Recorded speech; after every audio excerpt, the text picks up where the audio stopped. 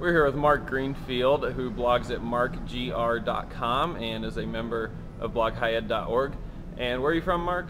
I'm from Buffalo, New York, and work at the university at Buffalo. Okay.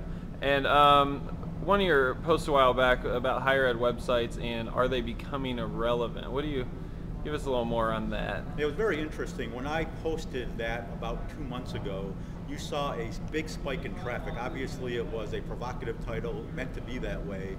And the idea was, will higher ed websites, the actual .edu site, start to become more irrelevant as we go forward? And I took the idea from a blog post from the web evangelist, or actually the web strategist site, Jeremiah, and I can't remember his last name, but he talked about corporate websites. And when you're buying a car, you don't go to Toyota.com to make the decision on whether to buy that car or not. You are going to Edmunds.com or other user review sites and making the decision there. The only time you go to Toyota.com is to get specific facts about that car.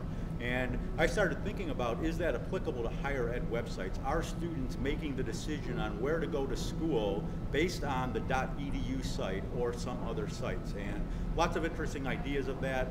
A lot of comments offline. I don't think people wanted to be out there in a public forum talking about what their view about that was. But my personal take on this is that, yes, higher ed websites, the actual .edu site, will become less relevant as we go forward. Let me give you an example. Back in 2005, I spent 100% of my time working on sites in the buffalo.edu domain. Here in the summer of 2008, I'm spending about 70% of my time working on those sites, and now spending time looking at, working on Facebook and YouTube channels and Twitter. So I'm already seeing that .edu site becoming less relevant. And I don't want to imply that they're going to become completely irrelevant, but I think their relevancy will start to go down, and the challenge for all of us is to think about how we make the edu site stay relevant. Okay. And so is there anything we can or should be doing about this, or is it just a change that, I mean, is this a user change that we need to adapt to? Everything that we've been talking about with social media and a lot of the posts on Blog High Ed kind of get at this issue, but there's kind of three things you need to think about.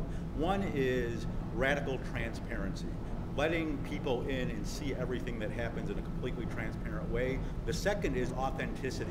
People want to see authentic, true stories, and they know marketing hype when they see it. And the third thing is the idea of ceding control.